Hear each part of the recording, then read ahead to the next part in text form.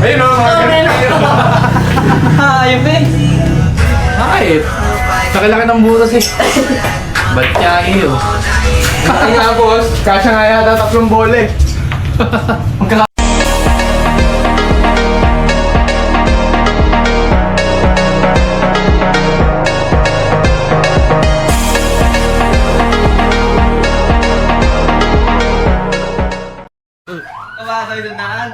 Magpapapalit nga pala ako ng tapete dito sa Maxima 5 ko.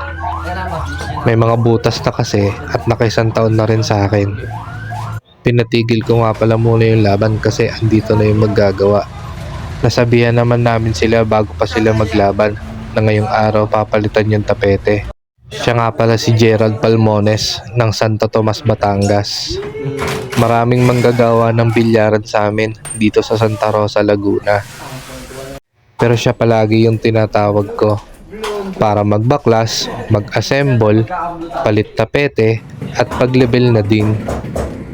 Isang beses nga sumubok ako ng ibang manggagawa kasi busy sila Boss Gerald at marami silang ginagawa. Kaya nang may ibang gumawa ng bilyaran ko at natapos sila, sobrang nadismaya ako dahil ang dami nilang iniwan na sakit sa ulo.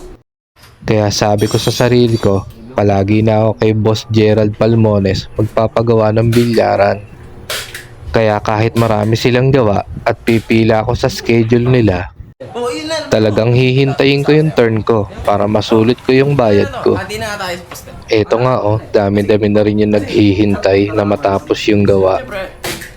Solid talaga kasi siya gumawa. Mabilis, maayos at napakalinis ng gawa. Pantay na pantay at level na level pa ang mesa ng bilyaran mo. Minsan nga napanood ko na gumawa sila kay Katumbok. Kung bilyarista ka, kilala mo yon. Nagpapasalamat nga ako kahit Maxima 5 lang yung bilyaran ko, pinupuntahan nila gawin. Pero wag ka, may pirma ni Efrem Bata Reyes yan. Legit yan dahil ikinumpara ko na yung mga autograph ni Efrem Bata Reyes sa Google. Yun nga lang, nabubura na siya katagalan. Pero ayos lang, may video record naman ako. Quality talaga sila gumawa ng mesa.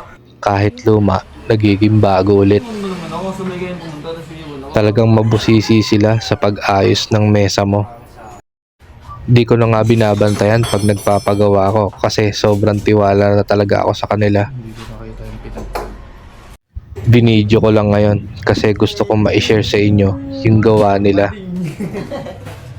Kaya sa mga may-ari ng bilyaran at nagpaplano na maglagay ng bilyaran, I strongly recommend si Boss Gerald Palmones.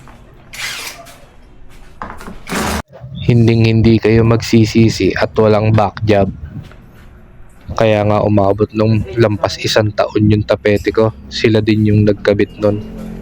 Nalaspag na lang talaga siya dahil halos araw-araw may naglalaro at naglalaban. May challenge nga ako sa kanya dito kasi gusto kong paliitan ng butas. Ayan kita mo ang liit ng butas. Ang sarap mag-practice niyan. Wow! Hindi pa rin naman ito ganun kasi lang kahit mali. Kahit sa mga bigyan may pag-asabi mo yun. Oo nga pwede ba? Pwede ba? Pwede ba ako? Bago, kahit sa butas ginoy. Pwede ba mga tangang nagaya ni Bullet? Tama bola lang ako eh.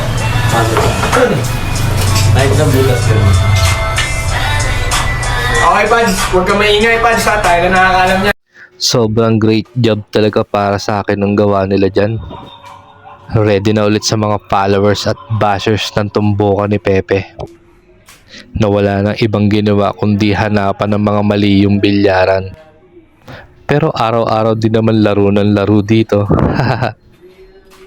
Eto, may nakabinyag na agad. Ano ang balita? Sim. Oh! Ayun o, mga ganito. Ayun eh. Bakit? Laki-laki ng butas eh. Ba't kaya iyo? Ay nga boss, kasya nga yata 3 bola eh. Magkakapatong. Dati yun. Bala dyan tira mo to. Nalandi. Nalandi na. Malaki nga, boss. Malaki butas. Eto dito, dumami na yung mga maglalaban-laban.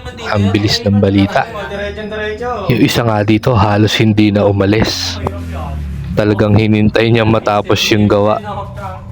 Hindi ko na nga pala babanggitin yung pangalan kung sino. Hindi naman siya masyadong kita sa video kung sino siya. Huwag na kayo mag-spotter. Okay, 550. Uy, tungkol ko na si Kevin.